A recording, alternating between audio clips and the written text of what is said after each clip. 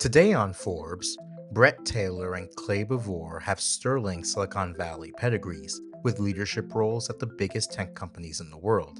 Now, they're in the startup trenches on a quest to make AI agents the primary way companies interact with their customers. Bret Taylor is the CEO of Sierra, a $10 billion startup that builds AI customer service agents. He stands tall, grinning as he blows into an 11.5-foot Alp horn made of California redwood. The wail begins shaky but eventually becomes a clear tone. Taylor tells Forbes, quote, "It requires a little bit of a lesson on how to blow like a trumpet. It's so awkward and goofy that it's just utterly perfect." Alp horn technique isn't the typical topic for one of Silicon Valley's most celebrated executives. Taylor's career spans as the co-creator of Google Maps, chief technology officer of Facebook, board chairman of Twitter, co-CEO Salesforce, and now board chairman OpenAI. But he and co-founder Clay Bavor, an 18-year Google veteran who led virtual and augmented reality efforts, chose the Alp horn after founding Sierra in 2023.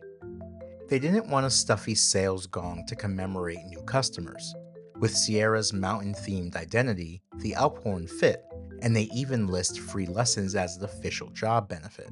Taylor says they've blown the horn, quote, hundreds of times, a sign of the company's growth. Sierra won't share exact client numbers, but customers include the North Face, Rivian, ADT, and SiriusXM, a mix of startups and large consumer brands. The company targets big enterprises, saying more than half of its customers have revenue above $1 billion and 20% above $10 billion. That focus has paid off as Sierra is on track to exceed $100 million in annualized revenue by the end of the fiscal year in January 2026, according to a source familiar with the company's performance. If you've interacted with a Sierra agent, you are probably annoyed.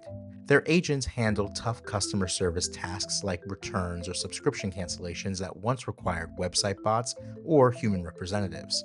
But Taylor and Bavor don't see Sierra as only dealing with complaints. They believe agents will become the primary way businesses interact with customers across text, phone, apps, WhatsApp, and more. Agents will act like personal concierge, remembering past conversations and making suggestions. Bavor said, quote, "One of the promises of the internet was personalization, but the only full manifestation of that we've really seen is very targeted ads."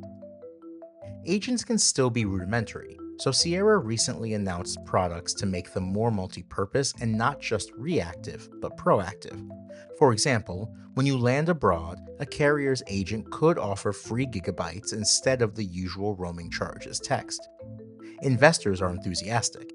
Sierra raised $350 million in September at a $10 billion valuation from Sequoia, Benchmark, Thrive, and Green Oaks. The funding minted Taylor and Bavor as billionaires, each owning roughly a quarter of the company. The Alphorn also reflects how Sierra aims to stand out in a crowded market that includes Decagon, Customer, and Intercom.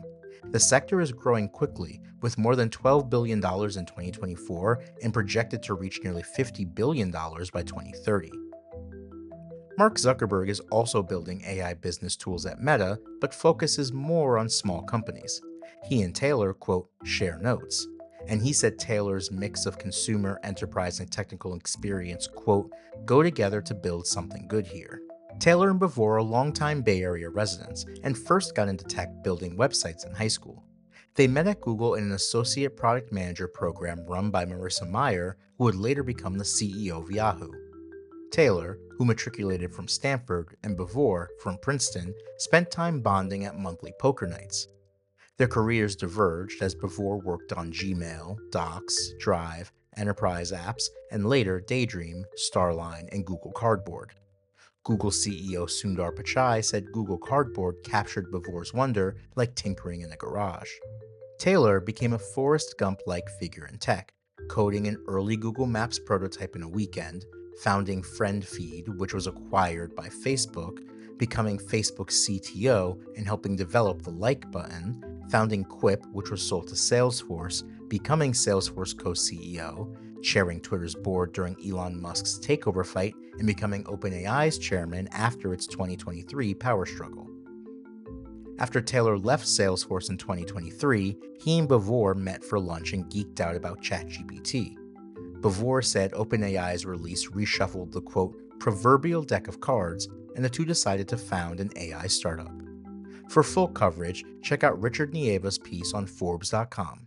This is John Palmer from Forbes. Thanks for tuning in.